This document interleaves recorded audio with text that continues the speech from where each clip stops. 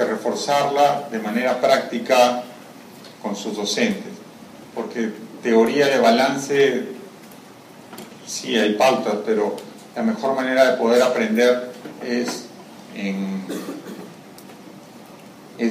con un ejercicio, con un ejemplo, ¿no? Vamos a ver, me gustó esta frase: este tema no es atractivo, pero es mucho más importante que algunos temas atractivos. Cuando uno dice balance, dice, qué aburrido eso, ¿para qué? Yo sé, yo quiero aprender a dar terapéuticas, a darle tratamiento a los bebés, a hacer diagnósticos. No, el balance permite entender el equilibrio que hay en un ser humano pequeñito como es el recién nacido.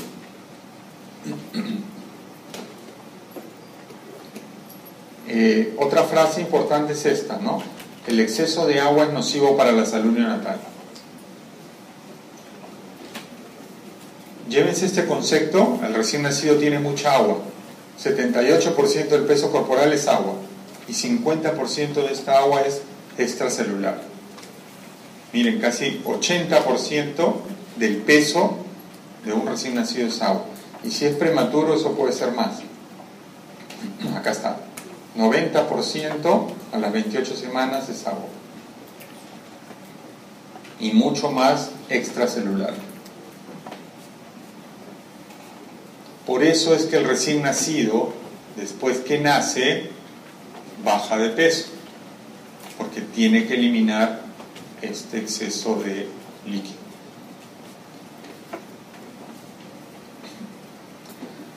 Acá está, después del nacimiento hay contracción de líquido extracelular, disminuye el agua corporal y el bebé pierde peso. Entonces, todos los recién nacidos, absolutamente todos, la primera semana tienen balance negativo.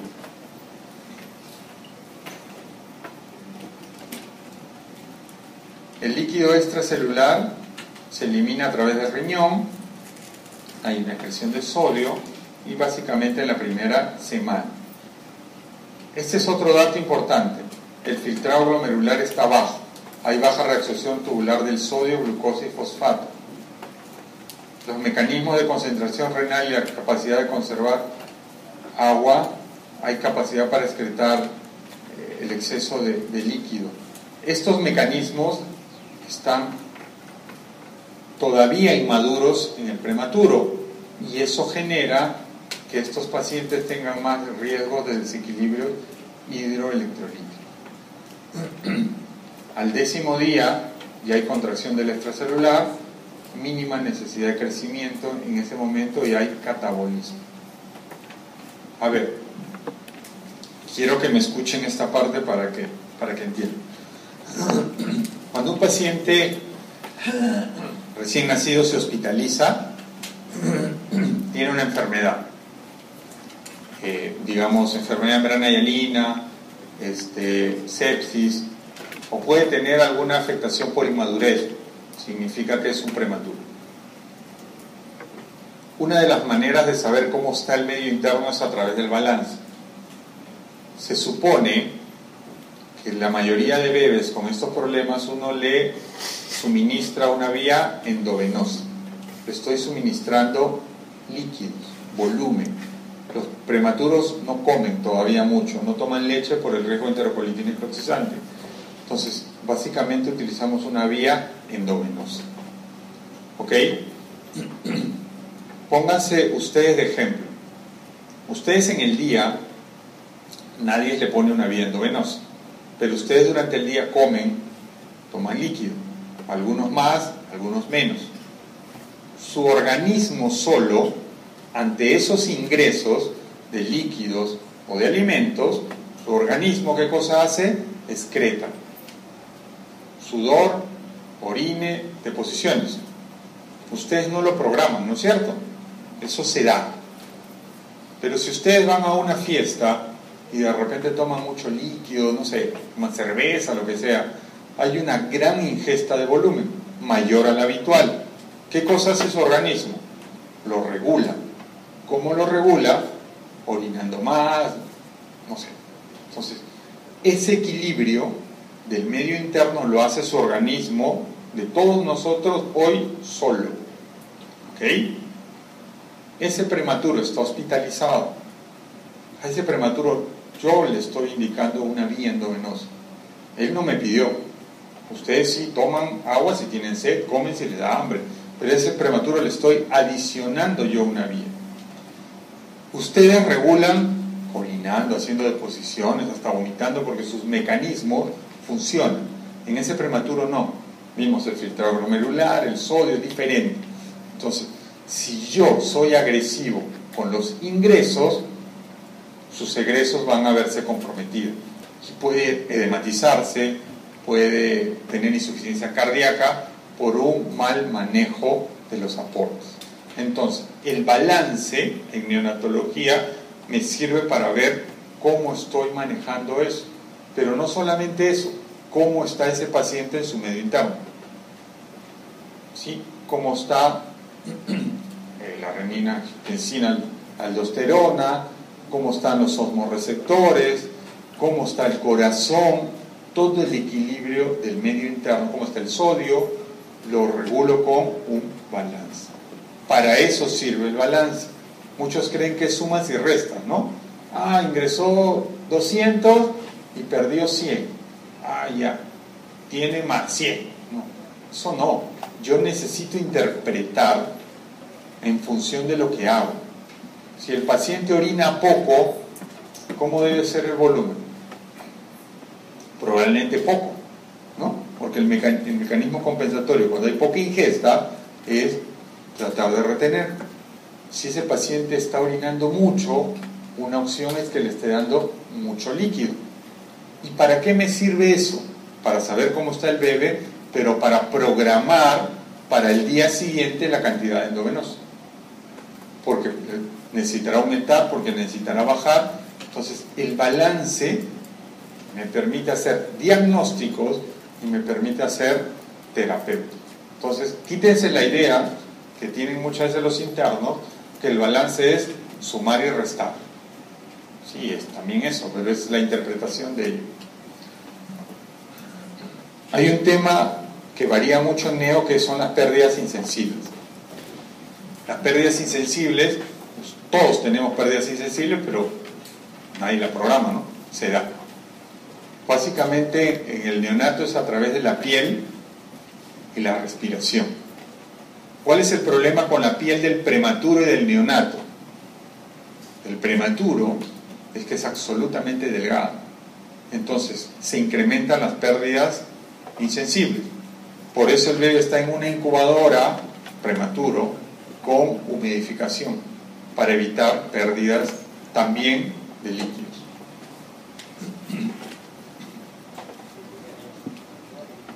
¿Y cuál es la patología más frecuente de hospitalización en el recién nacido? Dificultad respiratoria.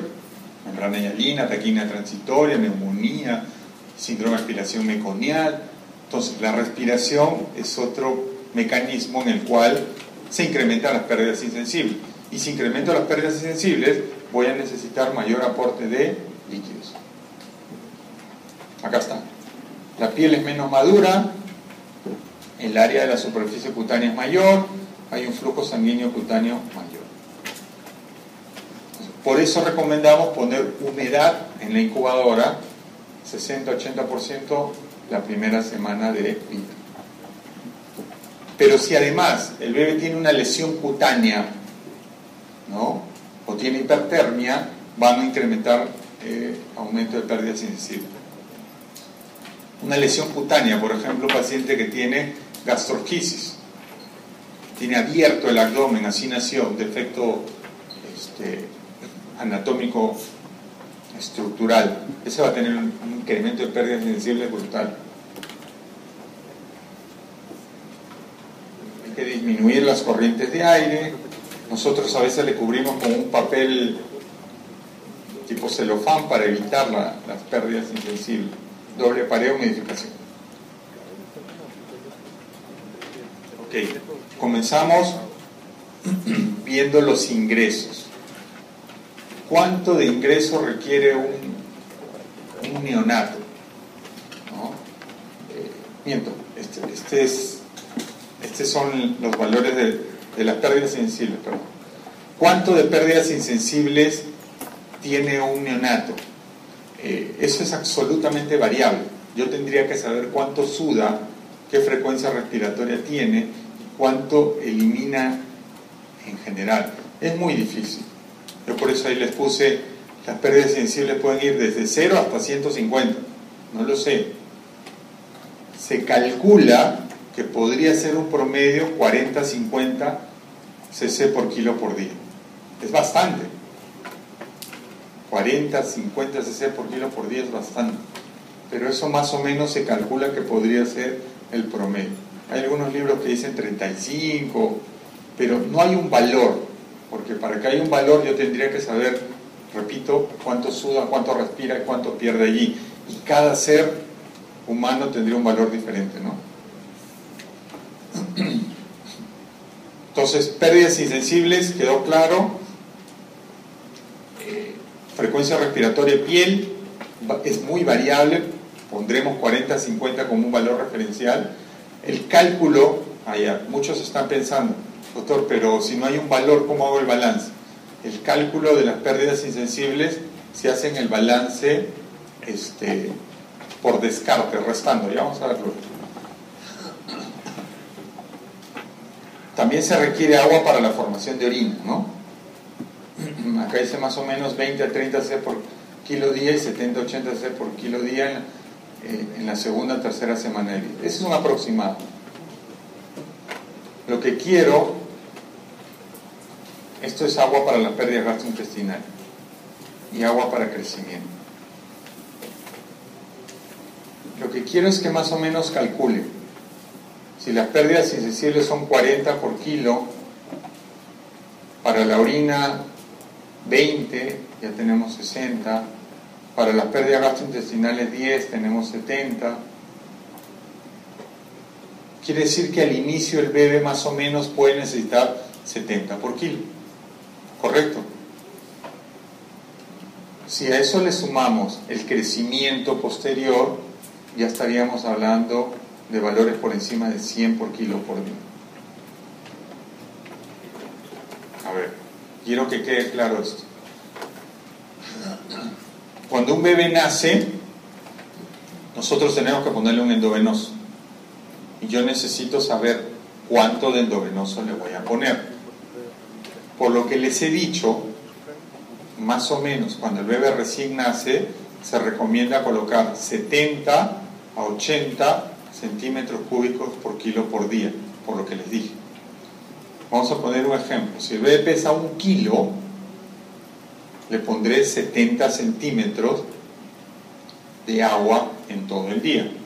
Ahora se entiende, agua no va a ser agua cielo, San Luis, ¿no? Es el volumen de ingreso, ¿no?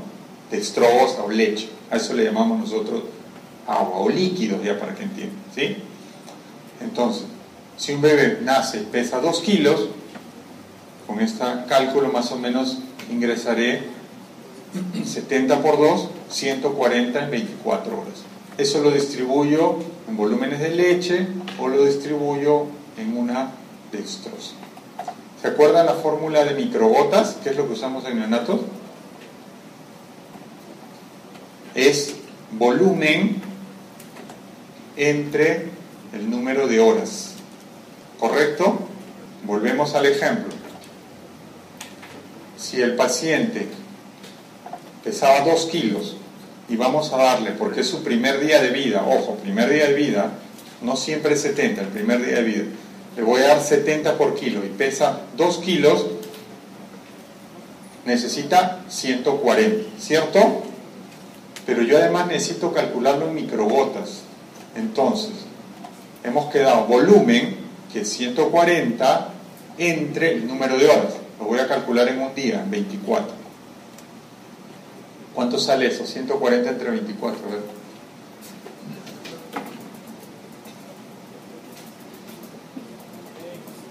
¿Cuánto?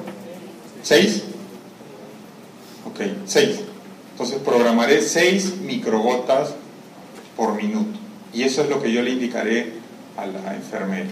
Siempre y cuando no esté tomando leche, ¿no? Estamos garantizando que todo sea por bien dominante. Entonces, de esta manera nosotros calculamos el ingreso de volumen en el primer día de vida. Repito, todo esto hay que hacerlo en la práctica, lo vamos a hacer en la práctica, inclusive creo que hay hasta un seminario de esto para poder entender. Ahora, ¿cómo se calculan las pérdidas insensibles? Ya les dije, si es que no podemos medir el sudor, la respiración, esta es la fórmula de poder hacer el cálculo. Los ingresos menos los egresos, más disminución de peso, si ya este bebé pasó los 7 días, perdón, si está en los primeros 7 días donde hay disminución de peso, o ingresos menos egresos, menos el aumento de peso si ya está en ganancia de peso. Esta es la fórmula de poder calcular las pérdidas sensibles. Repito, es por comillas de escape. Esto lo van a hacer también de manera práctica.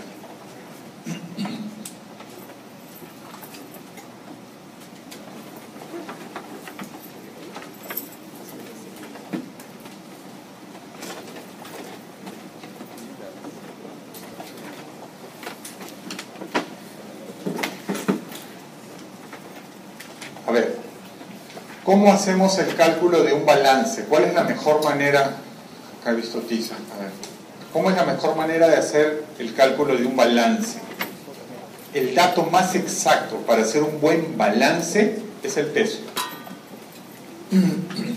Si ustedes se pesan hoy, o se pesaron hoy a las 6 de la mañana, y digamos que alguno de ustedes pesa 70 kilos hoy, balanza electrónica, todo digital, lo más, 70 kilos. Mañana se pesan igual, a la misma hora, y pesan 69. Si pensamos que el balance solo son sumas y restas, 70 menos 69, menos 1, ¿no? Menos 1 kilo, digamos en el balance. 1 kilo de balance negativo. Pero eso no me interesa, me interesa interpretar qué pasó, qué pudo haber pasado en relación a los ingresos.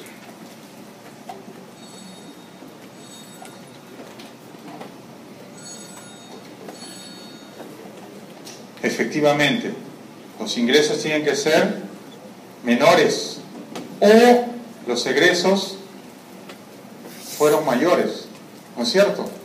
Tendría que preguntar, en el caso del balance, ver el registro, ¿qué pasó? O no comió, o no tomó agua, o tuvo diarrea, se orinó mucho, ¿me entienden? Entonces, el peso es el dato más importante del balance, siempre y cuando sea hecho una balanza confiable y obviamente en las condiciones adecuadas, ¿no?